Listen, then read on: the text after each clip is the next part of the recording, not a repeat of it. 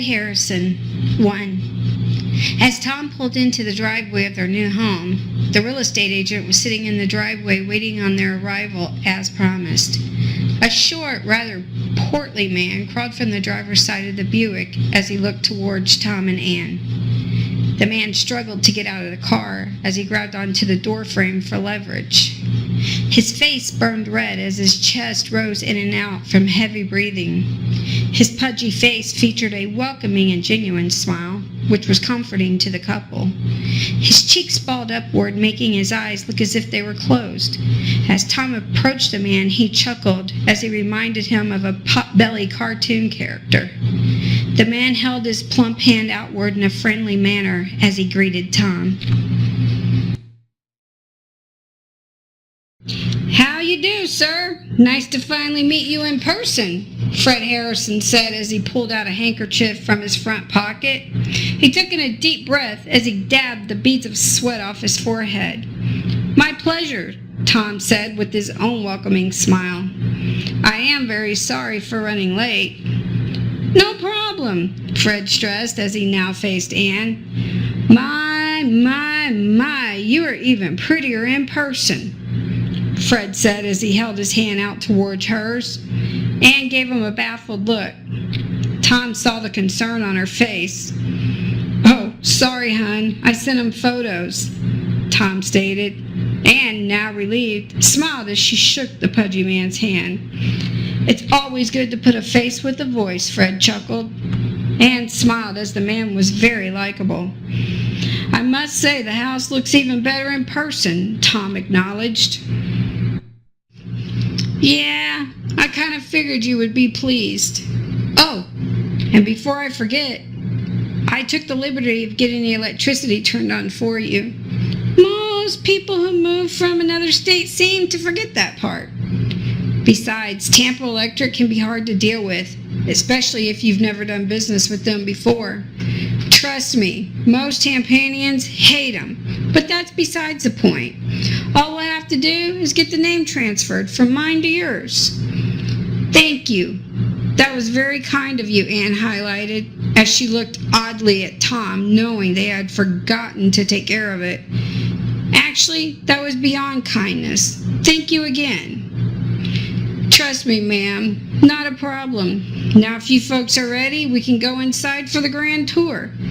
Tom shook his head in agreement as Ann grabbed his hand in excitement as she could hardly contain herself.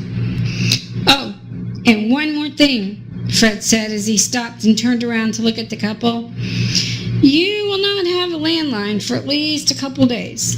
Unfortunately, the house needs to be rewired for phone service, as there has not been any in the house for about 3 years now." "Wow, the house doesn't even look 3 years old," Ann asserted as she looked in awe. "Yes, that's true," Fred said. "But that's because the family who lived here before moved out just after a short time of the house being built. They had a rocky start in the house after suffering a very tragic loss," Fred said somberly as he lowered his head. "A local doctor just like yourself had the home custom built. Not long after, the wife took ill and passed on. He decided it would be better for the children to move back home where they would be closer to family members. Now, mind you, home was just north of here in Ocala, about 45 minutes or so from here." "I'm really sorry to hear that," Ann stressed. "Yes, but look at the deal that was left for you. This is what I would call a giveaway. Well, enough of that. Let me take you inside for the grand tour." "Did you guys say you drove straight through?" Fred questioned as he walked towards the house. "Yes, but it wasn't that bad. We took turns driving," Tom assured him. "Are you having your furniture shipped in or buying new?" Fred asked as he attempted to unlock the front door with tottering hands. "Shipped," Tom said as he watched Fred's trembling hands, but continued before the pudgy man saw he had noticed. "The movers should be here by tonight. We hired a local company to come to Virginia to retrieve our belongings and bring it from there," Ann said as she looked oddly at Tom. "You're being rude," she whispered to Tom through a half-closed mouth to keep Fred from earshot. "Great. Fred declared in a jovial manner. As the front door swung open, Anne gasped in awe. She looked like a child on Christmas morning. "Oh my God, Tom, look!" she exclaimed as she walked ahead of him. Tom looked at Fred with pure gratification. "You did well," Fred congratulated him. "Almost 2,000 square feet of living space. More than enough room for the two of you," he chortled. "Are you planning to have any children?" Fred questioned. Anne, vibrant with excitement, grabbed Tom's arm and squeezed it as she looked up at him. "Soon, very soon," she said. Tom looked down at her perplexed as if she wanted to tell him something.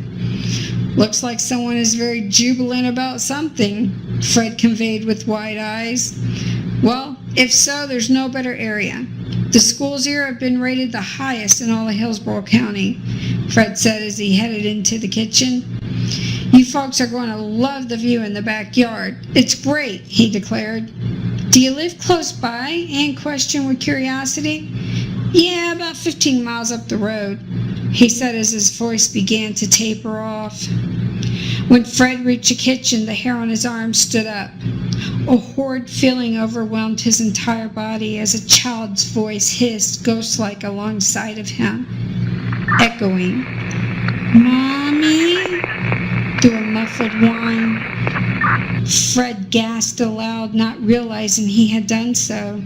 He felt as if the wind had been knocked out of him. The memories of what happened there raced back into his mind. Anne immediately noticed the change in Fred's demeanor. She looked at Tom as he also observed the change. Fred thought the house looked and smelled the same as it did the day he arrived with the police. The stench of bloating corpse in the Florida heat still coated the inside of his nose. It was not until Tom spoke Fred finally snapped out of the daunting memory he was reliving. Fred looked at the couple in a confusing manner as he tried to gather his bearings. "Isn't the view to the backyard as great as I said it was?" Fred said as he opened the back door as he attempted to regain control. Tom just nodded his head as he and Anne looked bewildered at the pudgy man's actions. "Would you folks like me to take you upstairs?" Fred questioned with a hearty grin. Tom looked at him and said that would be fine. Besides, it appeared to him as if Fred wanted to be excused as soon as possible anyway. Tom got the feeling he was somewhere he didn't want to be. Fred turned around and walked towards a counter where a sheet of paper sat in waiting. "Alrighty then. All I need from you is your autograph right here," Fred instructed as he pointed to a line highlighted in yellow. "This simply states you received the keys to the home." Tom bent over and signed the paper. Fred was relieved as he couldn't wait to leave the isolated home. "I hope you folks enjoy, and if you need anything, please don't hesitate to call anytime," Fred said as he handed them both a business card.